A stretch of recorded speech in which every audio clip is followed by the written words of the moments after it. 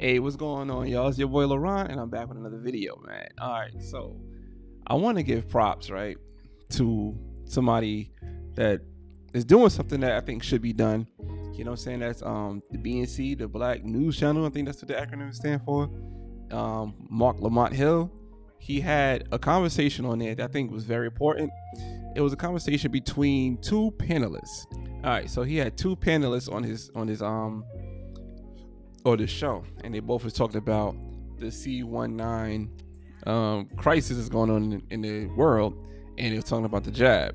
And one of the panelists he had on it was Dr. Cedric Rutland, Jamie Rutland, and he had Rizza Islam. So if I don't know too much about Jamie Rutland, but I do know Rizza Islam from Instagram, and he had a lot of things to say about the jab, saying how he just anti-jab. He's anti-jab. I don't think he was anti-jab before this jab. He was anti-jab prior to this jab because I think when his family members, maybe his brother, got the jab and had some side effects, and ever since then he'd be like doing research on the jab. So he's real big on that. He's real big on jab research, and I just want to give BNC and Marc Lamont Hill props for bringing on two different people to combat the different things about it. You know what I'm saying? Because a lot of people on their platform, they only speak about one thing, or they only speak about the other thing. They don't speak about both. And I think for us to have a healthy dialogue, you got to have one person speaking one way, one person speaking another way, and we can have a healthy conversation. That's why I was like, you know what? Let me give props to this brother, Marc Lamont Hill, and the BNC, because I have not seen a healthy debate on this on no other network. You know what I'm saying? Like, I do have my criticism when it comes to the BNC, but this right here, I have to give them props. So let me pull this clip up, and I'm gonna just show you guys some of the things that was said.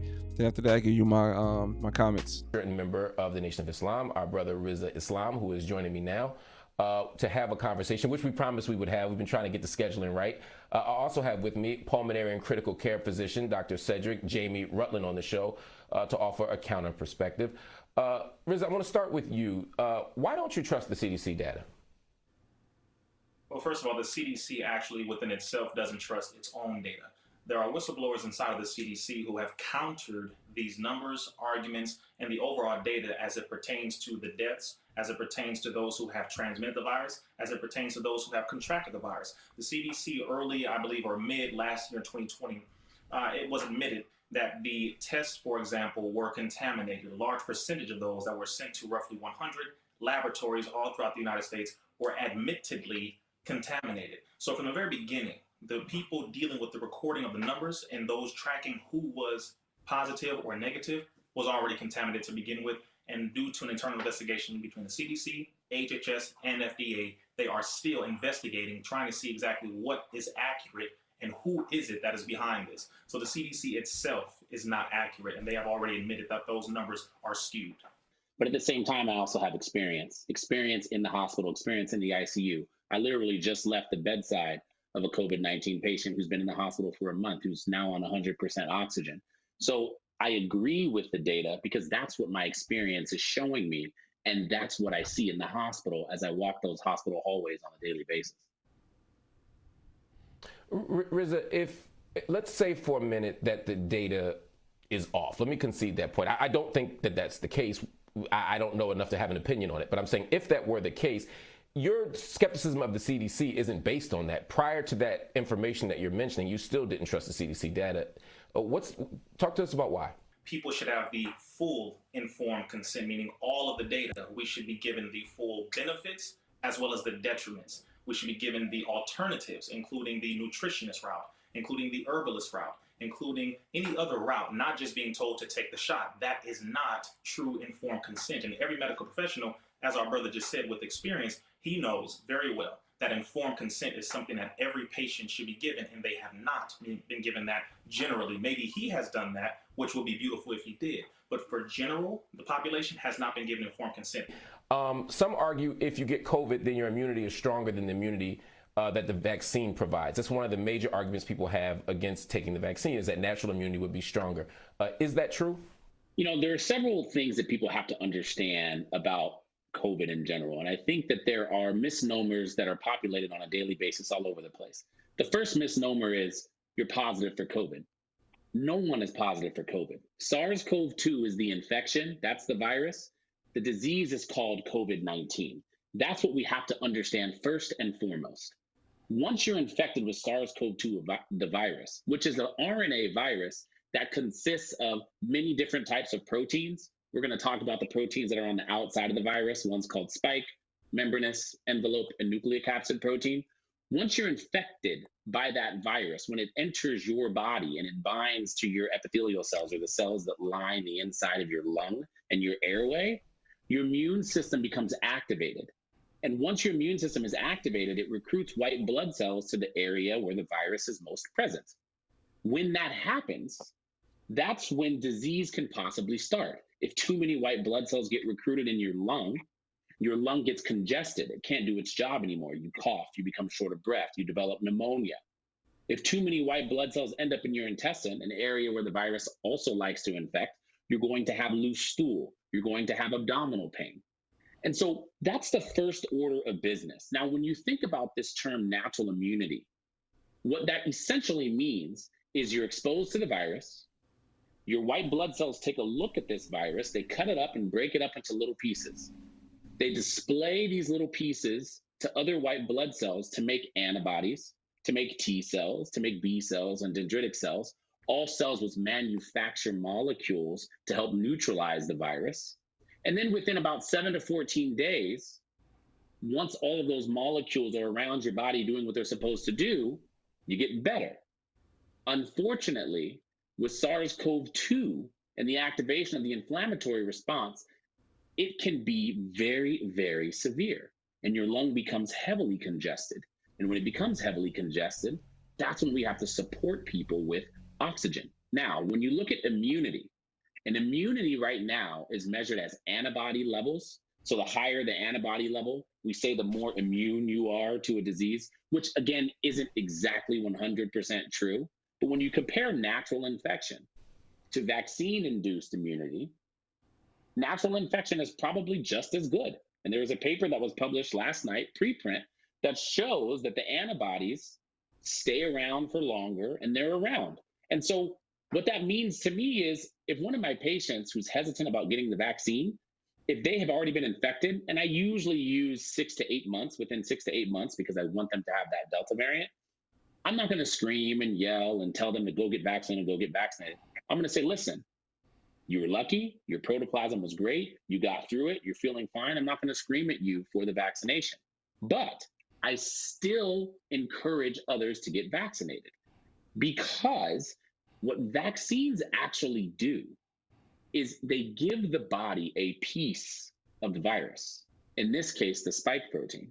The body recognizes it, slices it up into little pieces, and it displays these pieces to the white blood cells to be able to manufacture antibodies and other molecules that recognize when the virus is actually in your body. That's the point of a vaccine. It's kind of like scouting a basketball game. If you want to play hoop, when you're playing 1-on-1 or you're playing 5-on-5, you want to go scout that team you're playing. You're going to send a scout to go take a look. Does this guy like to go and left? That's what the vaccine. Likes to shoot I got threes. you. Jamie, let me talk. We only operate along actual facts, so the claim in itself is not factual. The former director of the CDC stated that early on, the evidence and the data was to show and was to purport that the vaccines would prevent hospitalization and prevent death. That was the intent. It was never intended to prevent the contracting of the virus or the spreading of the virus. Later on, you see the 17th of this month, they just had the meeting. The FDA actually had a meeting with biological products and vaccines. And they just did that virtually. It was roughly an 8-hour meeting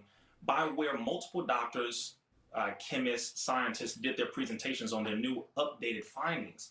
There was a doctor by the name of Joseph Freeman, who was an emergency medical physician from Cornell, who stated that not only is that data no longer the case, but one, the people who came into his clinic, along with most of his nurses who take care of these people, those who did not take the shot, one, were healthier, two, were far more educated about the studies, three, are the people who actually knew far more about it than those who were vaccinated. That's one major point. Another thing is, brother, the pulmonologist who just spoke dealing with natural immunity versus vaccine-induced immunity, he did state beautifully the immunoresponse. And he also stated beautifully how the vaccine-induced side of it is only giving you a spike protein, which is a part of the virus. Here's the beauty of it. When you get the actual virus in the wild, you're getting the full virus. So rather than you taking one class, you're getting all the classes. The body is now given all of the information about this virus. Then it can have a full response, building up the full antibodies, white blood cells, etc., so that if you come into contact with the virus later on, you will have a higher likelihood of fighting it off. And to validate that point, Dr. Rochelle Walensky, the director of the CDC, stated that those who took the shots early on from December up until now have a higher likelihood of getting sick and have a higher likelihood of not being protected from the new variants, while those who did not take the shots but who did contract the virus in the wild have a higher likelihood of fighting it off and have a higher likelihood of fighting off any other new variants because they have an increased natural, also known as innate, also known as God-given immunity. A couple quick things. So, with all due respect, you didn't answer my actual question though, which was I laid out a set of claims and asked, are they true? And your response was that those weren't the original claims or intentions of the vaccine. That's not in dispute for me. I'm not disagreeing with you on that one way or the other. My only question was whether or not the vaccine will make you less likely, et cetera, et cetera. So just to be clear. And as far as just a point of fact for that FDA meeting, because for some it's been presented as a sort of a group of FDA advisors or a group of FDA people. That meeting was an open meeting to the public that some people weighed in on. Some people, those claims haven't been vetted, they haven't been verified. So we would have to subject those claims to the same scrutiny that we would anybody's claims. Again, I'm not saying they're wrong, I'm not saying they're right. I'm simply saying I want to make sure we represent who the participants in that 8-hour public meeting were. Jamie, I want to give you a chance to respond, and that'll have to be the last word because they wanted me to wrap this 5 minutes ago, but I'm like, we going to have this conversation because it's so important to our people. Jamie, go ahead. First of all, Rizza, I'm impressed with your immunology knowledge, and I really appreciate you looking into all that. Second of all, when you are looking at the immunology of this, when your body is exposed to the natural virus, your immune system can be that much more activated because it has to deal with the entire virus. And it has no base or foundation of which to deal with. We know that the spike protein is probably the most important protein because that's the one that latches onto our cells. That's why the vaccination is necessary. You are correct. In people who had SARS-CoV-2 infection, they do have a more diversified response as it pertains to variants. But in people who have SARS-CoV-2 infection plus the vaccine, their response is even more diverse, and that hybrid immunity is king, so to speak. But again, Rizza's making good points about natural immunity, but the vaccination claims that he made in which the vaccination is ineffective is completely untrue. In my ICU right now, all the patients in my ICU who have SARS-CoV-2 infection and severe COVID-19 are unvaccinated. That is a fact, okay? That is not a made-up number. That is what I see every day. I would challenge him, and he is welcome to come with me and round if they let him in, and he can see what I am seeing and really truly understand the severity of this pandemic on these people who do have risk factors, but they're still people and they're still suffering. All right, so there you have it, man. That's what I'm talking about. A nice, healthy dialect between two intellectuals about a situation that's so serious, such as the jab, right? Both of them had great talking points. Both of them had great arguments. Both of them agreed with each other on certain things.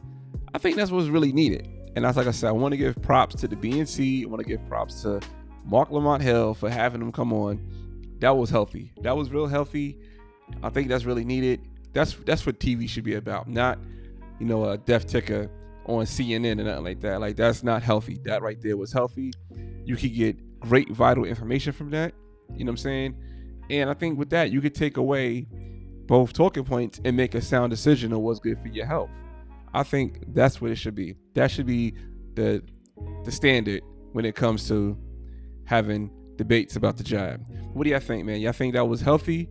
Do you think that it should be like the death ticker on the corner for CNN and let you know how many people got cases and how many people died? Or do you think like people like Don Lemon should just come out and say, if you don't agree with me, you stupid and you should be exiled from the country? Or people like Kareem Abdul-Jabbar saying that if you don't get the jab, you shouldn't be employed. You know what I'm saying? There's a lot of stuff people coming out saying, but that right there should be the standard when it comes to jab discussion in the media. You know what I'm saying? Appreciate your time. I know it's a long one, but I appreciate your time. And see you till next time, man. Appreciate it. Till next time. Peace.